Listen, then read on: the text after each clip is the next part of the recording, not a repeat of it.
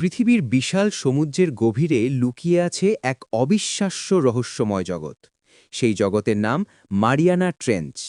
এটি শুধু একটি গভীর সমুদ্রখাত নয়, বরং যেন আমাদের গ্রহের অজানা এক অন্ধকার রাজ্য। এমন এক স্থান যেখানে সূর্যের আলো কখনোই পৌঁছায় না। এই জায়গায় পানির চাপ এতটাই বেশি যে কল্পনা করা কঠিন।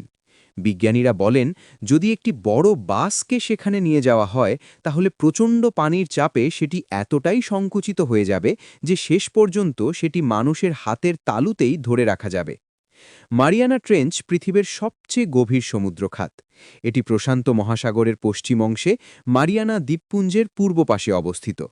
এর গভীরতা প্রায় 10,984 মিটার, অর্থাৎ প্রায় 35,000 ফুটেরও বেশি। এত গভীর যে পৃথিবীর সর্বোচ্চ পর্বতশৃঙ্গ মাউন্ট এভারেস্ট যদি উল্টো করে এই খাতের মধ্যে বসানো হয়, তবুও পর্বতের চূড়া সমুদ্রপৃষ্ঠ থেকে প্রায় 2 কিলোমিটার নিচে ডুবে থাকবে। এখন প্রশ্ন হল, এত গভীর এই সমুদ্রখাত তৈরি হলো কিভাবে? পৃথিবীর ওপরের স্তরটি একটানা নয়, এটি অনেকগুলো বিশাল টুকরোতে বিভক্ত, যেগুলোকে বলা হয় টেকটনিক প্লেট। এই প্লেটগুলো প্রতি বছর কয়েক সেন্টিমিটার করে ধীরে ধীরে সরে যায়। মারিয়ানা ট্রেঞ্চ তৈরি হয়েছে এমন একটি স্থানে যেখানে প্রশান্ত মহাসাগরীয় প্লেট ধীরে ধীরে ফিলিপাইন সাগরীয় প্লেটের নিচে ঢুকে যাচ্ছে। এই প্রক্রিয়াকে বলা হয় সাবডাকশন। গবেষণা অনুযায়ী প্রতি বছর প্রশান্ত মহাসাগরীয় প্লেট প্রায় 3 থেকে 5 সেন্টিমিটার করে নিচে সরে যাচ্ছে। এই প্রক্রিয়া এখনও চলছে, তাই ধারণা করা হয় মারিয়ানা ট্রেঞ্চ ধীরে ধীরে আরও গভীর হচ্ছে। মারিয়ানা ট্রেঞ্চের সবচেয়ে গভীর অংশটির নাম চ্যালেঞ্জার ডিপ। এটি ট্রেঞ্চের দক্ষিণ অংশে অবস্থিত এবং এর গভীরতা প্রায় 10,994 মিটার। তবে এই গভীর খাত শুধু একটি ভূতাত্ত্বিক বিস্ময় নয়, এটি বিজ্ঞানীদের কাছে এক বিশাল গবেষণাগার। কারণ এখানে এমন অনেক প্রাণী, অণুজীব এবং রাসায়নিক উপাদান পাওয়া যায় যা পৃথিবীর ইতিহাস, পরিবেশ এবং এমনকি ভবিষ্যতের চিকিৎসা প্রযুক্তি সম্পর্কে নতুন ধারণা দিতে পারে। এই অঞ্চলের আরেকটি গুরুত্বপূর্ণ বিষয় হল, এখানে সাবডাকশন প্রক্রিয়ার কারণে অনেক সময় ভূমিকম্প ও সুনামি সৃষ্টি হয়। তাই পৃথিবীর প্রাকৃতিক দুর্যোগ বোঝার ক্ষেত্রেও মারিয়ানা ট্রেঞ্চ খুব গুরুত্বপূর্ণ। এখন প্রশ্ন হল, মানুষ কি কখনো এই গভীর জায়গায় পৌঁছতে পেরেছে? সাধারণ মানুষ সেখানে সরাসরি যেতে পারে না, কারণ সমুদ্রের গভীরে পানির চাপ এত বেশি যে মানুষের শরীর তা সহ্য করতে পারবে না। সেখানে গেলে মানুষের শরীরের হাড়, ফুসফুস এবং অভ্যন্তরীণ অঙ্গপ্রত্যঙ্গ মারাত্মকভাবে ক্ষতিগ্রস্ত হবে। এই কারণে বিশেষভাবে তৈরি শক্তিশালী সাবমেরিন ব্যবহার করেই শুধু সেখানে পৌঁছানো সম্ভব। 1960 সালে প্রথমবারের মতো মানুষ মারিয়ানা ট্রেঞ্চের গভীরে যাওয়ার চেষ্টা করেন।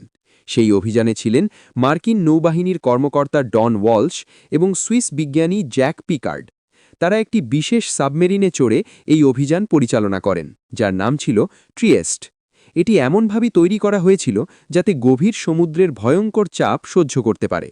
প্রায় 5 ঘন্টা ধরে নিচে নামার পর তারা পৌঁছান প্রায় 10,916 মিটার গভীরতায়।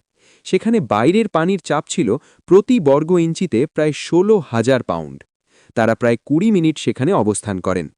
আশ্চর্যের বিষয় হল, এত গভীর অন্ধকারেও তারা কিছু অদ্ভুত প্রাণীর দেখা পান, যা দেখতে অনেকটা চিংড়ির মতো ছিল। এর অনেক বছর পরে 2012 সালে বিখ্যাত চলচ্চিত্র পরিচালক জেমস ক্যামেরন এককভাবে চ্যালেঞ্জার দ্বীপে নামেন। তিনি ডিপ সি চ্যালেঞ্জার নামের একটি বিশেষ ডুবোযানে করে সেখানে যান এবং প্রায় 3 ঘন্টা গবেষণা চালান। সেই অভিযানে তিনি অনেক ছবি, ভিডিও এবং নমুনা সংগ্রহ করেন। এরপর 2019 সালে অভিযাত্রী ভিক্টর ভেস্কোভো আবারও এই গভীর স্থানে অভিযান চালান। তিনি লিমিটিং ফ্যাক্টর নামের একটি অত্যাধুনিক সাবমেরিন ব্যবহার করেন, যা একাধিকবার গভীর সমুদ্রে নামতে সক্ষম।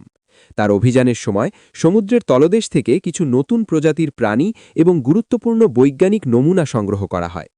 মারিয়ানা ট্রেঞ্চের গভীরে এমন সব প্রাণী বাস করে যাদের দেখলে মনে হয় যেন তারা কোনো বিজ্ঞান কল্পকাহিনীর চরিত্র, কারণ এখানে রয়েছে চিরস্থায়ী অন্ধকার, হাড় কাঁপানো ঠান্ডা এবং প্রচণ্ড পানির চাপ। তবুও কিছু প্রাণী আশ্চর্যজনকভাবে এই পরিবেশে টিকে থাকতে পারে। এর মধ্যে একটি উল্লেখযোগ্য প্রাণী হল হিরন্ডেলিয়া গিগাস। এটি এক ধরনের গভীর সমুদ্রের ক্রাস্টেশিয়ান, দেখতে অনেকটা চিংড়ির মতো। বিজ্ঞানীরা আবিষ্কার করেছেন এই প্রাণীর শরীরে বিশেষ ধরনের রাসায়নিক পদার্থ থাকে, যা তাকে গভীর সমুদ্রের প্রচণ্ড চাপ সহ্য করতে সাহায্য করে। এছাড়াও এখানে এমন কিছু মাছ পাওয়া যায় যাদের শরীর অত্যন্ত নরম এবং জেলির মতো। তাদের শরীরে শক্ত হাড় নেই, যাতে প্রচণ্ড চাপের কারণে শরীর ভেঙে না যায়। কিছু প্রাণী আবার নিজেদের শরীর থেকে আলো তৈরি করতে পারে। এই প্রক্রিয়াকে বলা হয় বায়োলুমিনেসেন্স। এই আলো দিয়ে তারা শিকার ধরে, বিপদ থেকে বাঁচে অথবা সঙ্গীর সঙ্গে যোগাযোগ করে। এখানে এমন কিছু অণুজীবও পাওয়া গেছে যারা বিষাক্ত রাসায়নিক পদার্থের মধ্যে বাস করতে পারে। বিজ্ঞানীরা মনে করেন এই ধরনের অণুজীবের গবেষণা থেকে পৃথিবীতে জীবনের উৎপত্তি সম্পর্কে নতুন তথ্য পাওয়া যেতে পারে। এমনকি ভিন গ্রহে জীবনের সম্ভাবনাও বোঝা যেতে পারে। তবে দুঃখজনক বিষয় হল, মানুষের তৈরি দূষণ পৃথিবীর এই গভীর স্থানেও পৌঁছে গেছে। 2019 সালের এক অভিযানে চ্যালেঞ্জার দ্বীপের তলদেশে একটি প্লাস্টিকের ব্যাগ পাওয়া যায়। এটি প্রমাণ করে যে মানুষের দূষণ পৃথিবীর সবচেয়ে গভীর জায়গাকেও ছাড়েনি। সমুদ্রের গভীরে এখনও অসংখ্য রহস্য লুকিয়ে আছে। যত গভীরে যাওয়া যায় ততই নতুন নতুন বিস্ময় সামনে আসে।